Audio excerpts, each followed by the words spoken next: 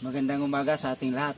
Narito po muli tayo upang ibahagi sa inyo kung paano ang pag-aalaga ng stainless steel.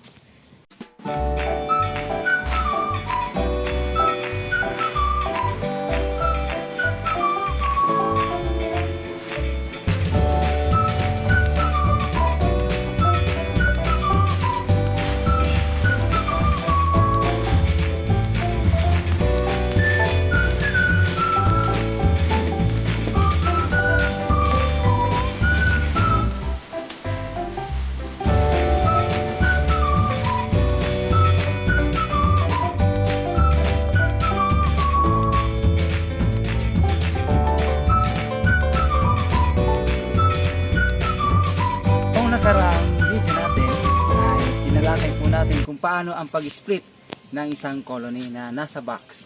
Ngayong araw naman po ay babagi ko po sa inyo kung paano natin dadagdagan ng bakanting box ang dalawang colony na ito. So bago po tayo magdagdag ng dalawang box sa ating pong dalawang colony, narito po ang mga kagamitan na gagamitin natin.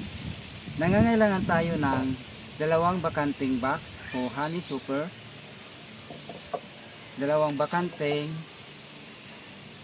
separator, kutsilyo, gunting at isang tape. Tara at simulan na natin.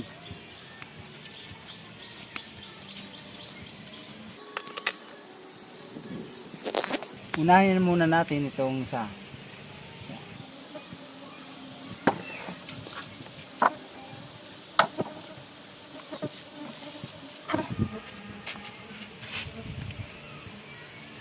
So dito, unang gawin natin ay baklasin muna natin ang mga tape na nakapalibot sa takip at box ng colony.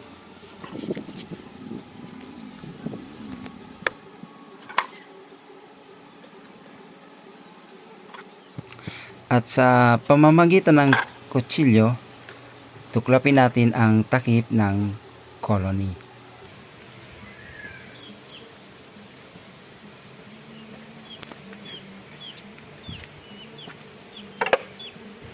Kung sakaling may mga nakadikit na brood sa takip ng colony, alisin ito sa pamamagitan ng kutsilyo at ibalik sa loob ng box.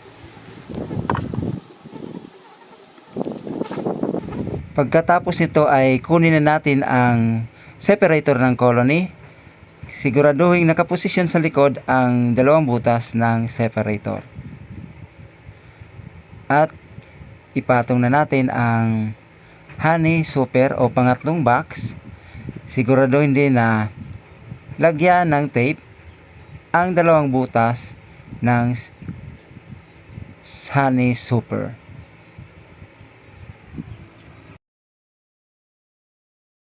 Ilagay ulit ang takip at silyuhan.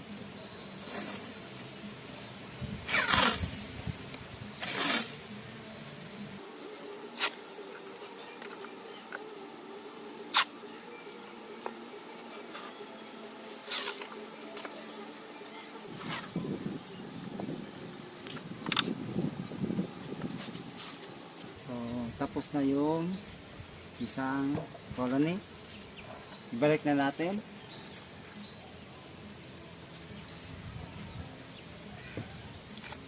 At narito naman yung pangalawang colony.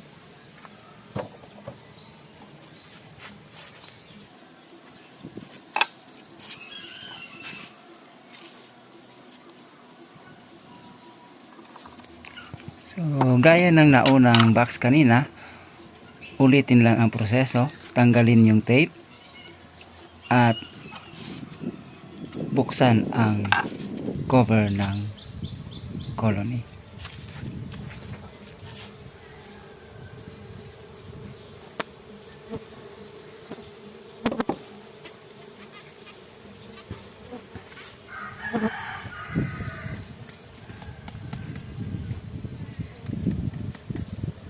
Kung merong mga bubuyog na nakasama sa takip ng colony, itaktak lang ito sa tapat ng box upang makapasok muli ang mga bubuyog sa loob ng colony.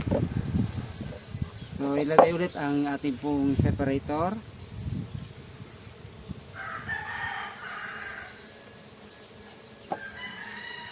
Patong yung ating honey super.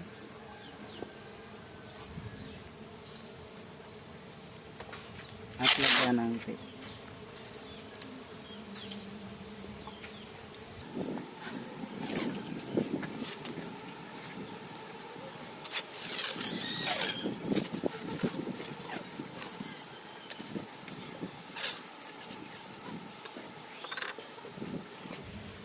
At ilagay ang takip.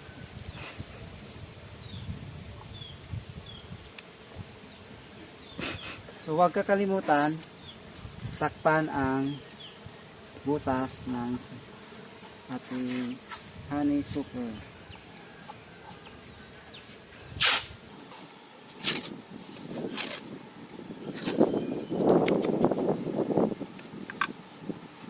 Yan lang po at ibalik na natin sa ating